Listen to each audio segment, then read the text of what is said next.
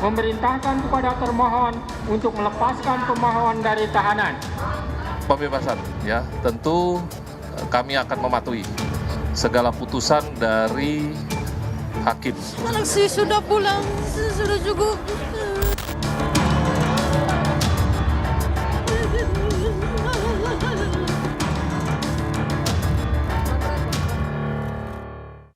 Ketetapan nomor Estap garing 90 garing 5 usia 22 tahun. Peggy Setiawan bebas usai Hakim Tunggal Eman Sulaiman menyatakan penetapan tersangka tidak sah.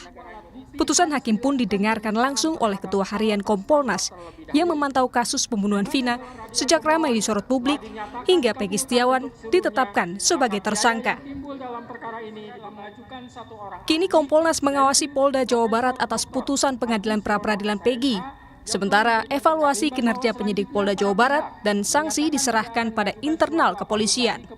Hakim menyatakan bahwa beberapa ketentuan dalam manajemen penyidikan yang diatur di Perkap ternyata tidak dilakukan. Jadi bahan evaluasi untuk ke depan agar ketika melakukan penyidikan harus cermat dan harus taat pada SOP yang sudah dibuat.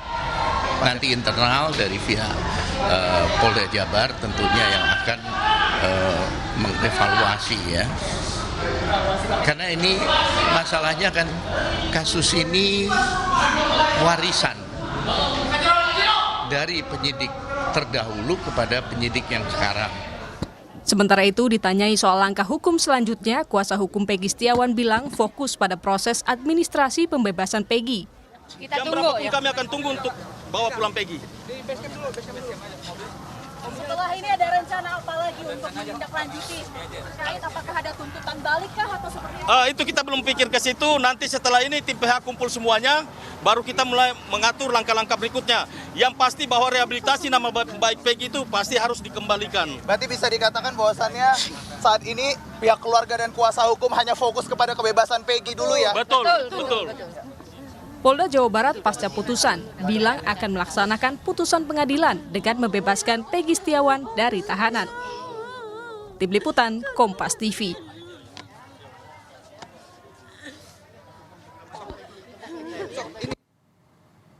Usai gugatan Peggy dikabulkan, kinerja Polda Jawa Barat kian disorot dalam penanganan kasus pembunuhan Vina dan Eki.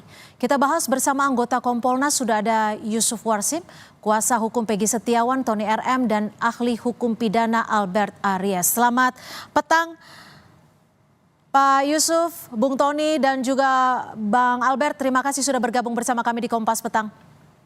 Selamat petang. Sore Mbak Cynthia. Selamat sore. Saya akan ke Bung Tony terlebih dahulu. Ini setelah putusan hakim tunggal siang tadi, apa saja poin yang disoroti hakim hingga menerima gugatan Peggy? Ya, jauh-jauh hari, ya, baik dalam permohonan dan kami pada kesempatan di media itu selalu menyampaikan bahwa ini ada dua hal, ya. Pertama adalah penetapan DPO, ya. Yang kedua adalah penetapan tersangka. Jadi dalam jawaban penyidik, ya, pada jawaban pra-peradilan pada hari Selasa lalu menguraikan bahwa dasar ditetapkannya tersangka Peggy Setiawan ini karena Peggy Setiawan itu sudah masuk dalam daftar pencarian orang, sehingga menurut penyidik tidak perlu lagi dilakukan pemanggilan DPO, kan itu. Nah, kemudian saya juga sudah mendalilkan bahwa kalau begitu DPO-nya dilihat dulu, ya. Nah, apakah DPO yang ditetapkan oleh penyidik Polda Jawa Barat itu sah atau tidak? Nah, diketahui dalam jawaban terungkap di persidangan, penyidik Polda Jawa Barat dalam menetapkan DPO 3 orang, Dani, Andi, dan Peggy alias Terong. Yang belakangan Peggy alias Terong itu diduga klien kami menurut keyakinan penyidik, kan, itu pada tanggal 15 September 2016. Nah, kalau ditetapkan DPO tanggal 15 September 2016, berarti saat itu masih berlaku peraturan Kapolri nomor 14 tahun 2012. Oke, sekarang prosedur pembebasannya sudah sejauh mana? Berapa lama kata Polda Jawa Barat untuk Peggy segera dibebaskan? Iya. Jadi ini tadi dapat informasi, ya, ternyata penyidik Polda Jawa Barat ini tidak langsung membebaskan, melainkan mau melakukan gelar perkara dulu untuk menindaklanjuti putusan pengadilan. Ini update terakhir baru saja dapat kabar, sehingga kami tim penasihat hukum ini masih menunggu ya apakah memang gelar perkaranya dilakukan hari ini ya, sore ini ataukah nanti. Jadi kami masih menunggu kepastian. Jadi kami belum bebas ini Peggy-nya, masih menunggu gelar perkara katanya tadi informasi terakhir. Gelar perkara seperti apa nih, Bung Tony, mungkin bisa lebih dijelaskan? Ya biasanya setiap keputusan itu penyidik melakukan gelar perkara ya. Nah, padahal memang ini sudah ada putusan pengadilan ya yang sudah berkekuatan hukum tetap karena tidak ada upaya hukum banding maupun kasasi maupun PK untuk pra peradilan ini kan. Nah, jadi artinya tidak inkrah. Tetapi ini mungkin diatur di dalam SOP mengeluarkan tahanan mungkin bahwa harus gelar perkara mungkin ya. Nah, hanya saja tadi menyampaikan bahwa akan dilakukan gelar perkara terlebih dahulu untuk mengeluarkan Peggy Setiawan ini. Baik, Bang Albert, ini kan setelah Peggy tak lagi tersangka berdasarkan keputusan Hakim Tunggal di Pengadilan Negeri Bandung. Lalu Anda melihatnya kasus ini akan seperti apa? Kelanjutan untuk kasus pembunuhan Vina dan Eki, penanganannya akan seperti apa? Baik, terima kasih Mbak Cynthia. Yang pertama kita hormati dan apresiasi dulu nih putusan pra peradilan terkait Peggy Setiawan ini ya. Nah, namun perlu saya sampaikan pada masyarakat, putusan pra peradilan itu adalah putusan yang belum memasuki materi pokok perkara mengenai benar atau salahnya seseorang. Itu yang pertama. Yang kedua, sejak dari awal kita sudah mendengar Kapolri sudah mengingatkan pentingnya crime scientific investigation. Oleh karena itu kita mengharapkan Polri dalam hal ini menganggap ini sebagai suatu evaluasi internal untuk penyidikan yang lebih baik, lebih objektif dan profesional ke depannya. Menjawab pertanyaan Mbak Cynthia tadi, tentu nanti setelah dibebaskan ya, suatu penyidikan bisa dibuka kembali apabila ada bukti baru, dan kita berharap juga Mbak Cynthia, ini untuk menjawab pertanyaan masyarakat, kalau seandainya ada hasil positif dari penyidikan yang baru nanti, dan itu ada implikasi atau ada hubungannya dengan 8 terpidana lainnya, kita berharap ini bisa menjadi suatu hal yang baik buat kita semuanya Mbak Cynthia. Artinya menurut Anda apakah dengan dibatalkannya demi hukum penetapan tersangka Peggy Setiawan ini akan berimbas dengan 7 terpidana lainnya? Selalu ada kemungkinan yang mengarah ke sana, Mbak. Tetapi saya nggak mau terlalu prematur untuk mengatakan apakah ada hubungan atau tidak, karena berkaitan tadi dengan 3 DPO yang disampaikan oleh Bang Tony, itu kan perlu kita dalami lagi, ya. Artinya perlu disidik lagi, ya, perlu dibuka lagi untuk mengumpulkan bukti guna membuat terang perkaranya dan menentukan siapa tersangkanya. Atau sebaliknya, apakah ternyata misalnya ya, seandainya DPO itu sebenarnya tidak pernah ada, misalnya. Seandainya DPO tidak pernah ada, maka saya meyakini bahwa perkembangan dari kasus ini bisa menjadi pintu masuk bagi mencari keadilan untuk 8 terpidana lainnya, Mbak. Karena kalau seandainya dari proses yang berkembang ini ternyata misalnya ada proses miscarriage of justice misalnya, ada peradilan sesat misalnya, tentu dengan segala hormat ya, res judicata pro veritate habetur tentunya terhadap putusan yang sudah inkrah, maka kita harus legowo karena ini berkaitan dengan kebebasan dan istilahnya tubuh seseorang yang tanda kutip harus mendekam di lembaga pemasyarakatan, Mbak. Oke, Pak Yusuf, terkait dengan dilepasnya atau dibebaskannya Peggy dari status tersangkanya, ini apakah kinerja dari penyidik Polda Jawa Barat dalam tanda kutip perlu dipertanyakan? Ya, terima kasih. Tentu kita menghormati dan tentu ada kejelasan, ada kepastian hukum terkait dengan penyidikan yang dilakukan oleh Peggy Setiawan. Dengan putusan ini tentu pertama yang harus dilakukan ya melaksanakan putusan. Nah, kalaupun pada saat ini sesuai dengan SOP karena ada perintah di dalam putusan itu dihentikan penyidikannya, tentu mana lazimnya penghentian penyidikan itu juga dilakukan melalui gelar perkara.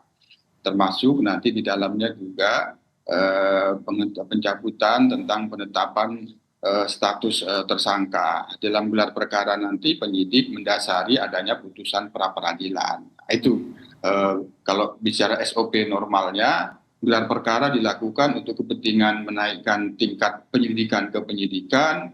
Saat penyidikan dilakukan, gelar perkara dilakukan untuk menetapkan ada pelaku, siapa yang dijadikan tersangka atau tidak. Pada saat ini sudah ada penetapan tersangka, diajukan upaya pra peradilan dari pihak Peggy.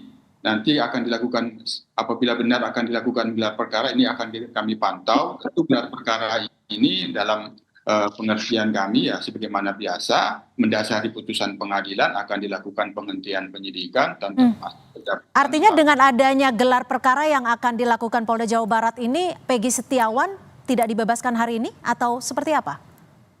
Ya, kalau hari ini dilakukan gelar perkara, tentu ketika sudah dihentikan dan pencabutan ya tentunya berlaku juga pada hari ini. Oleh karena itu kami sebagai pengawas akan melakukan pemantauan yang pasti putusan pengadilan, putusan pra peradilan Hakim Tunggal Hakim Eman itu harus dilaksanakan. Yang kedua, bagaimana mekanisme pelaksanaannya apabila sesuai dengan SOP melalui gelar perkara ya harusnya secepatnya agar kepastian hukum dalam pelaksanaan putusan itu segera diperoleh dari pihak Peggy Setiawan. Itu. Baik, Bung Tony, ini kan hakim juga meminta agar harkat Peggy Setiawan diperbaiki. Apa yang akan dilakukan oleh tim kuasa hukum untuk memastikan, karena sudah ada yang dirugikan tidak hanya soal nama baik tapi juga secara psikologis dan juga waktu di mana Peggy Setiawan harus mendekam? Ya, tadi perintahnya itu menyatakan agar memulihkan ya harkat martabat ya Peggy Setiawan ya. Jadi pelaksanaannya ini ya penyidik Polda Jawa Barat ya harus nanti mengumumkan kembali kan bahwa status tersangka ya yang disandang Peggy Setiawan ini sudah dibatalkan ya. Jadi harus fair, dahulu Polda Jawa Barat mengumumkan bahwa Peggy ini tersangka. Nah, setelah ada putusan pengadilan ini, pra peradilan ini, maka penyidik Polda Jawa Barat juga untuk memulihkan nama baiknya itu harus mengumumkan kembali ya sesuai dengan keadaan semula bagi Peggy Setiawan. Nah, yang menarik adalah dalam putusan amar putusan tadi tidak ada menyebut ganti kerugian. Itu. Nah, sehingga langkah hukum kami selanjutnya kami akan mempertimbangkan, akan membicarakan dengan tim hukum perlu tidaknya untuk mengajukan gugatan ganti kerugian. Ya akan nanti. Ganti kerugian ini dalam bentuk apa? Nominalkah atau ada hal lain? Ganti kerugian ini material ada imaterial ya. Nah, material misalnya selama Peggy Setiawan ditahan, Peggy Setiawan kehilangan penghasilan, kehilangan pekerjaan ya. Tadi dihitung beberapa bulan itu. Material ya, yang tidak terkerja karena Peggy Setiawan ya merasa lu ya disudutkan dalam arti seolah-olah membunuh apa segala macam, itu nanti ada email. Semua ini akan kami bicarakan dengan tim hukum penasihat hukum Peggy Setiawan. Baik, Bang Albert, ini dengan keputusan hakim ini, apakah artinya masih ada 3 DPO lagi yang harus diburu polisi atau tetap 1 DPO seperti yang polisi sebutkan bahwa 2 DPO lainnya itu fiktif atau seperti apa ini? Yang pertama yang perlu dipastikan adalah ini kan 3 DPO itu kan faktanya berasal dari putusan ya, disebutkan dalam putusan yang sudah berkekuatan hukum tetap. Jadi itu harus diyakini sebagai suatu yang benar sampai dibuktikan sebaliknya, Mbak Cynthia. Nah, namun demikian setelah penyidikan atas perkara Peggy ini dihentikan karena putusan pra peradilan, kalau seandainya ada bukti baru, apalagi berulang kali Kapolri menyatakan dengan scientific crime investigation, penyidikan itu bisa dibuka kembali untuk bukan saja menemukan siapa tersangka yang hendak diminta ke pertanggungjawaban pidana, tetapi juga untuk mencari clue-clue yang lain untuk membuat terang-terang perkaranya ini supaya ini juga kalau memang ada relasinya atau korelasinya bisa berdampak positif buat 8 terpidana lainnya, Mbak. Lalu dengan kerangka kasus hingga saat ini bagaimana Anda melihatnya? Akan seperti apa ini nanti penanganan dari kasus pembunuhan Vina ini? Suaranya nggak terdengar ya. Bung Albert. Baik, saya ke Pak Yusuf dulu. Pak Yusuf, Anda melihatnya nanti Polda Jawa Barat harus memulai dari mana lagi nih untuk kembali memburu tersangka dari kasus pembunuhan Vina dan Eki? Pak Yusuf. Nggak ada suara.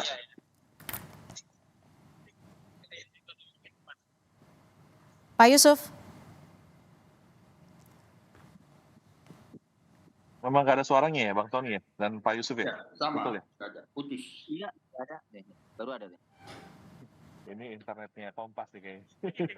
Iya. Ya, Pak Yusuf, selamat sore. Selamat sore. Ya, Pak Yusuf, dengar suara saya ya. Ini kalau menurut Anda Polda Jawa Barat akan memulai penyelidikan dan juga memburu tersangka pembunuhan Vina akan mulai dari mana nih Pak Yusuf? Ya, kami sendiri sebelum ada putusan hari ini, setelah ada penyampaian kesimpulan kemarin itu, menyarankan untuk mulai dilakukan ANEP, analisa dan evaluasi. Karena ada dua hal yang dimohonkan dari pihak Peggy Setiawan itu. Pertama prosedur dan kedua alat bukti, yang itu semalam juga sudah saya sampaikan di media ini. Nah, itu sudah bisa dimulai sebelum adanya putusan. Nanti di situ bisa ketahuan di kelemahan-kelemahan yang tidak bisa terjawab secara sempurna. Oleh karena itu pada saat ini setelah ini nanti benar-benar dilakukan gelar perkara, dihentikan penyidikannya, ya dilakukan ANEP, analisa dan evaluasi, sehingga apabila ingin, karena bebannya kan masih ada, putusan pengadilan terkait dengan DPO, kami sendiri menyarankan terkait dengan 3 menjadi 1 itu tidak difinalkan, Andi dan tetap harus dicari petunjuk dan buktinya. Terus terkait dengan yang dimaksud Peggy alias Peron ini kan harus diselidikin kembali bagaimana nantinya apabila hasil ANEP dan evaluasi, hasil analisa dan evaluasinya sudah menunjukkan terang di mana kelemahan-kelemahan. Tapi kalau untuk penyidiknya sendiri perlu diganti tidak? Karena kita tahu bahwa ada tidak sesuai prosedur saat penetapan tersangka Peggy Setiawan.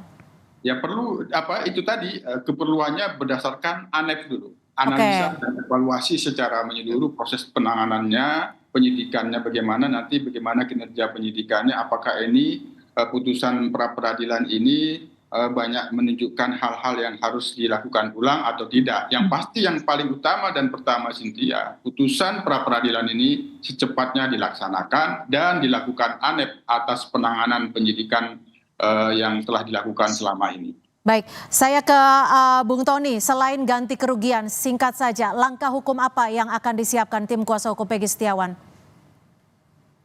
Ya tidak ada sih, karena yang paling memungkinkan merasa dirugikan ya, mau menuntut ganti kerugian, nanti itu kami wacsanakan, hanya itu ya. Nah, yang paling penting ini ada lagi. Jadi penyidik amar putusan itu nanti tidak mempunyai kekuatan hukum apabila melakukan penyidikan termohon kepada pemohon. Jika masih menggunakan alat bukti yang sama kan itu. Jadi sudah ditutup, sudah dikunci ya. Nah, lagi kejaksaan dalam mengembalikan berkas ya, itu tidak memenuhi syarat formil dan material. Formil itu kaitannya dengan kalau penyidik penetapan tersangka. Jadi jaksa ragu tuh pelakunya itu Peggy Setiawan atau bukan. Makanya ini penyidik harus kerja keras lagi, cari yang lain gitu. Baik. Terima kasih Bung Tony RM, kuasa hukum dari Peggy Setiawan, dan juga Albert Aryas, ahli hukum pidana, dan Pak Yusuf Warsim, anggota Kompolnas, sudah bergabung bersama kami di Kompas Petang. Selamat sore.